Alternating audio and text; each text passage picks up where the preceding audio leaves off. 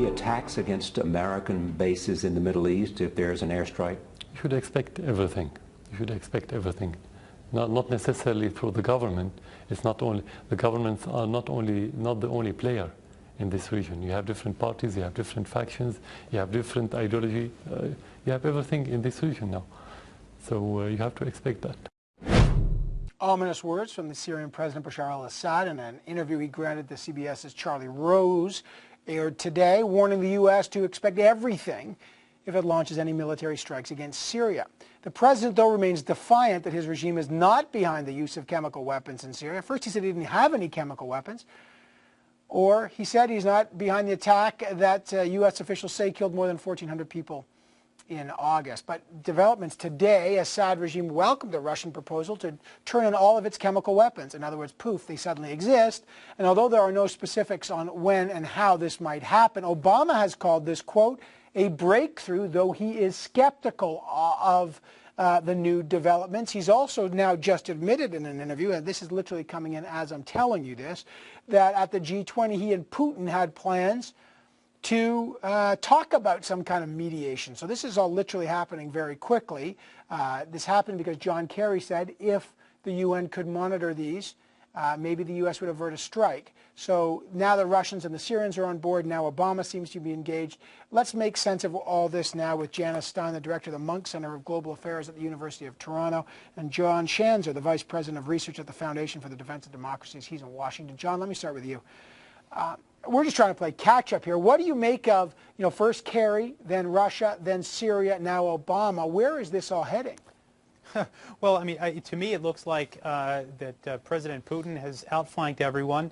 I think he correctly read that the United States was not interested in going to war. He understood the reticence of President Obama, especially after the defection of the UK and their unwillingness to get on board with a strike. And so reading that Obama wanted to take this to Congress and that it was unlikely that there would be consensus there, he has found an honorable exit for President Obama. He's given him an out, and it appears right now, from all indications, I think 2 interviews so far today, that Obama has agreed to this in principle, and now it will be up to Putin to provide the details of how he will get these chemical weapons out of Syria. Does that avert an attack? I think it does. I think it absolutely does. I think we're already hearing that votes are being called off here on Capitol Hill, and that Obama has said that this would be an acceptable outcome to this conflict. Yeah. Okay. So that's also just coming through, that votes are being called off. Janice Stein, fascinating developments today. What do you make of the role Russia is now playing as the broker of this? Well, it's extraordinary, Evan, and I think John gets it exactly right here. Putin read Obama very accurately. The reluctance to use military force, saw a diplomatic opening, and came down quite hard, actually, on the Assad regime. Sergei Lavrov today saying you must, in fact, and it's not clear what the must is here, and that's where the action is going to be over the next 72 hours. You must turn over your chemical weapons to international control and destroy them. So that doesn't mean actually taking them out of Syria. It means having some sort of international inspection, surveillance, which will then allow these weapons to be destroyed very slowly over time. What this does, though, is diffuse this rush to an immediate military strike. It's not credible that the Obama administration would now do this when there's some sort of plan on the table which may or may not work and which may or may not be verifiable. I would remind you both, the Parliamentary Secretary to Canada's Foreign Affairs Minister, Bob Deckard, on this program said despite these developments, Canada still believes a military response is important. Here's, by the way, a statement from John Baird. Can I read this? Hang in there. Sure. It says here, for a regime that for so long rejected the notion of possessing chemical weapons to now apparently accept that these weapons be secured only underscores once again the duplicity of the regime. Trusting it to comply with any commitment after years of deceit would be a challenge. Can you trust this process? Well, that's a $64,000 question here, and that's why the president's of some sort of international inspectors on the ground. Look, We have very good intelligence about where almost all those weapons are, where their storage sites are. The trick will be to get, so it's not about trusting Assad here. It's about getting international inspectors in on the ground really quickly, who will then supervise what will be a month-long process of destruction. But for Obama, as long as the message goes home that you don't get away with using chemical weapons, it's a win. Well, and Putin gave it to him. John, let me, by the way, just to update folks on the developments, the U.S. Senate Majority Leader Harry Reid has abruptly backed off on a plan to schedule a test vote on Wednesday on a White House-backed resolution to authorize military strike. So that's what John was mentioning earlier. So you can see the chess pieces are shifting there. But John, Janice talks about now is there a process to destroy chemical weapons. How does that happen when there's a civil war raging inside the country? Right. I mean, I think, that's one question that we need to ask is how exactly you're going to get people in there, how they're going to be able to verify the destruction of these weapons. Those are all things that I think are extremely difficult logistically. But also, let's just remember that, even if you're able to get at these chemical weapons and you're able to stop Assad from using them, you're still reverting back to a situation that is untenable. You're looking at a war that has already claimed 110,000 lives. And so, they're not going to be killing people with chemical weapons. They're going to be killing people with other weapons, and it's going to be claiming 5,000 or 6,000 lives a month. All right, guys, hang on. Let me take a short break. We're going to come back with Janice Stein and John Schanzer.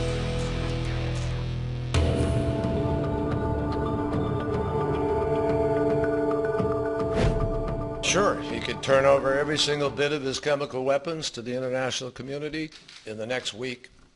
Turn it over, all of it, without delay, and allow a full and total accounting for that. But he isn't about to do it, and it can't be done, obviously. Now, that's the U.S. Secretary of State John Kerry this morning reacting or just floating the idea that Assad could turn in all his chemical weapons for monitoring. He said that's not going to happen. Well, guess what? No one knows if John Kerry planned that or if it was an off-the-cuff remark, if this was all part of a secret meeting between Obama and Putin at the G20 now. Allegedly, Obama has said that.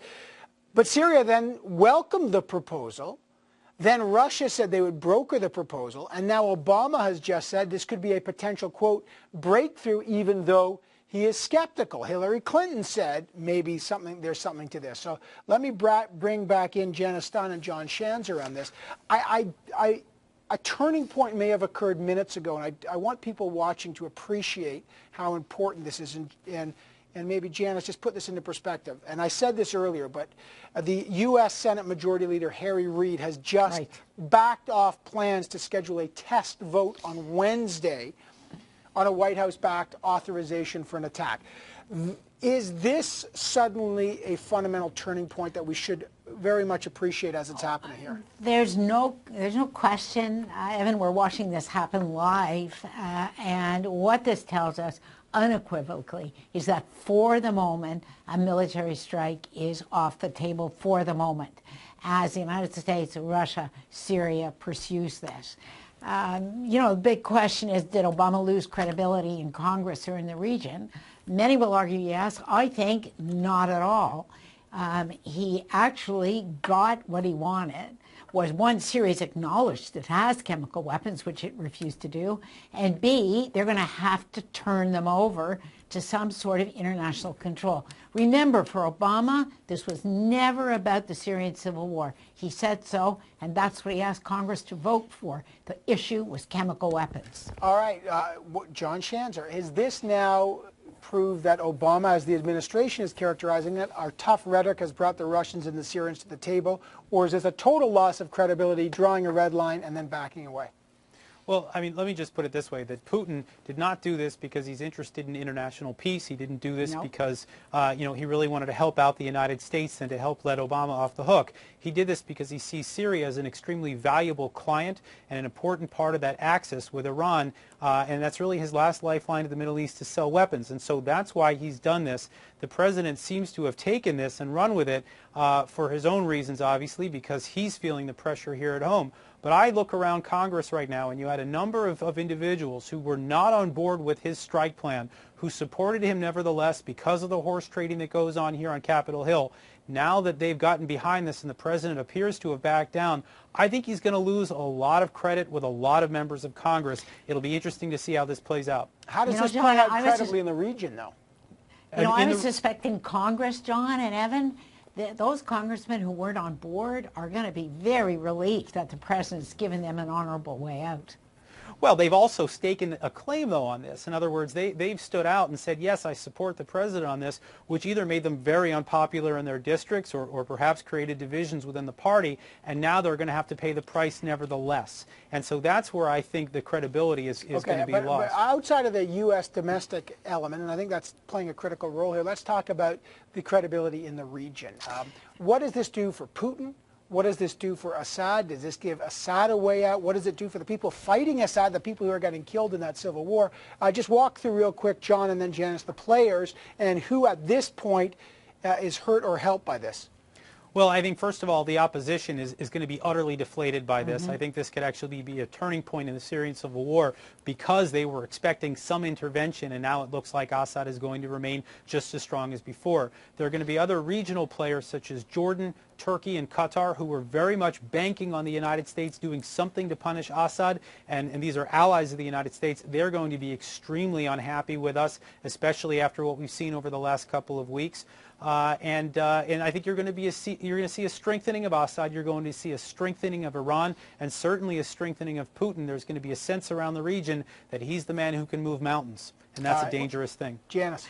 You know, I shade it a little differently. Clearly, Putin comes out of this well ahead of the game when you look back at where he was a year ago and where he is today. But there are also political negotiations as part of this, and apparently, we don't have details on this yet, Evan, the discussion is for a political process in which Assad would agree not to stand for president. Now, he has not accepted that, but again, this is not an unalloyed victory for Assad. It merely postpones what might have been a token military strike, which would have left Assad standing, thumbing his nose at the United States and claiming that he survived the strike. So we are in a much grayer zone here than we think we are. All right. For all the movement, I just want to caution our audience. So far, this is very early days. We should be skeptical. There is no peace plan. We don't know anything about compliance. These are just new developments in what's happened. Clearly, from the political side, the U.S. is sending strong signals that there will be no vote for a long time on an attack. That may dial back the rhetoric. So we'll watch the situation closely. It's literally unfolded throughout the time that we've been together. Janice Stein, John Schanzer, go check Twitter because every 5 seconds something's developing. Good to have you here with us. Thanks. Pleasure.